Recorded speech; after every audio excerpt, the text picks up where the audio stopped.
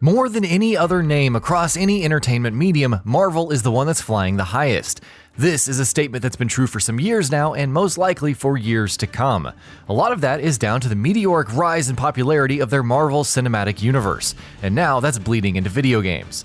It's not like there weren't any Marvel games before the MCU came along, of course there were, but now Marvel is taking this medium more seriously and pursuing quality products with impressive aggression. Spider-Man came last year, and Avengers lands in 2020, and sandwiched between those two is a smaller but still very interesting project, Marvel Ultimate Alliance 3: The Black Order. Ultimate Alliance 3 is merely days away from launch now, and as we gear up for its release in this feature, we'll be taking a look at 15 main talking points from the game. So, without further ado, let's dive in. Developed by Team Ninja. From the moment it was announced, Ultimate Alliance 3 piqued the interest of many people simply because of the names that were attached to it. A property that had, in the past, been a multi-platform one developed and published by Activision and its studios, now coming to Switch exclusively, being published by Nintendo and developed by none other than Koei Tecmo's Team Ninja. It's an interesting shakeup, and Team Ninja's experience with action-packed hack-and-slash games definitely gives us plenty of confidence about what they're doing with Ultimate Alliance 3. A different universe. Ultimate Alliance 3 is separate from its two predecessors, not just in terms of the people behind the game, but also the many years that separate them. The game's also choosing to isolate itself in terms of story and start with a clean slate. The Black Order is technically the third game in the Ultimate Alliance series, but it doesn't follow the narrative of its predecessors, and instead sets itself entirely in a different universe. Setup.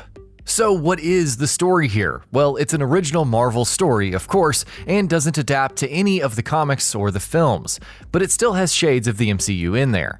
The game has a massive roster of Marvel heroes and villains, but the spotlight is very much on the Mad Titan, Thanos, and his followers called the Black Order. The heroes of the Marvel Universe unite to fight against the threat Thanos and his followers pose. The roster.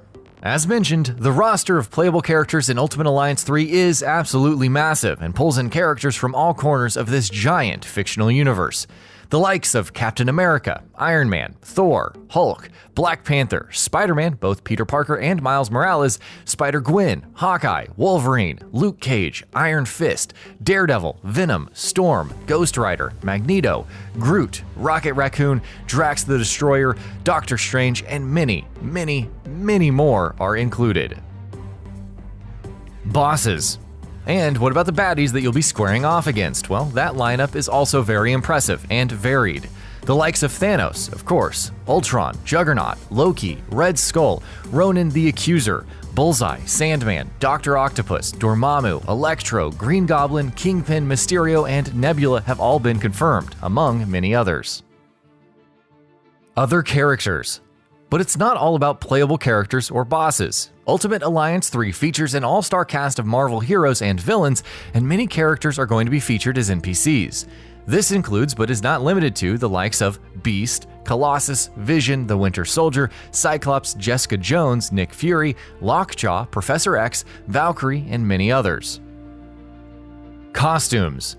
It's not just with characters that Ultimate Alliance 3 is taking cues from all corners of the Marvel Universe. Several costumes and looks of a number of characters that fans will be very familiar with are also going to be featured. Characters will have several skins and costumes that they can be equipped with.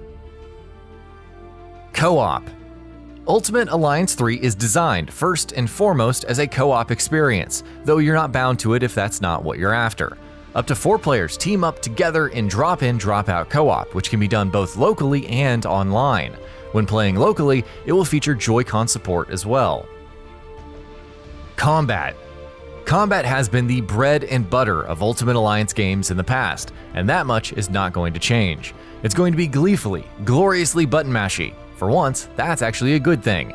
Combat promises to be flashy in all of the right ways, and special moves, light attacks, heavy attacks, combos, and what have you are all promising an experience that will be accessible, but not without depth, or so we hope at least.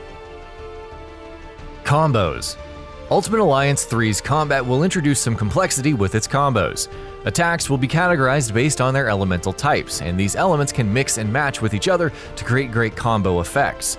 Meanwhile, each of the 4 heroes will have their own special Alliance Extreme attacks. When 2 characters have achieved synergy with each other, they can combine these attacks for a synergy combo. Also, all 4 characters together can perform an Ultimate Alliance Extreme attack. Progression. Progression in Ultimate Alliance 3 will happen on 2 fronts. Each character levels up individually and can be upgraded by spending ability points.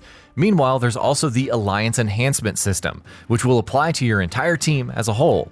The Alliance Enhancement system will offer a whole grid of upgrades, which can be unlocked using credits and enhancement points. Difficulty options. Marvel Ultimate Alliance 3 will have various difficulty options to choose from. From the get-go, the Friendly and Mighty difficulty options will be available, which, as their name suggests, are normal and hard difficulties. Once you've beaten the game, a new difficulty setting will be made available, which will allow you to begin a new game with all of your previous progressions in terms of upgrades and alliance enhancements. So yeah, it's basically New Game Plus. Camera. Ultimate Alliance 3 will present players with 2 options for the camera and how they want to view the game. There's the Classic camera, which will show the game in an isometric angle and is best suited to co-op play. Then there's the new Heroic camera, which will be more zoomed in and focus on whichever character you're controlling, meant for solo play. Infinity Trials. Infinity Trials are side activities that you can take on for unique combat challenges. These can range across various types, such as time trials, fighting against waves of enemies, and various other kinds of trials. These appear as rifts in the game while you're playing through the story, but can also be accessed later on from the main menu. DLC. Nintendo have also announced a season pass for DLC coming to Marvel Ultimate Alliance 3. The additional content will begin dropping this fall, and some pretty juicy details have already been made available on what it will entail. Characters from the Fantastic Four, X-Men, and Marvel Knights have all been confirmed as part of the season pass, though exactly which characters these will be is something that we don't know yet. And that about does it for this video. If you enjoyed what you watched and want to see more from Gaming Bolt, you can always hit that subscribe button and turn on the bell icon next to it.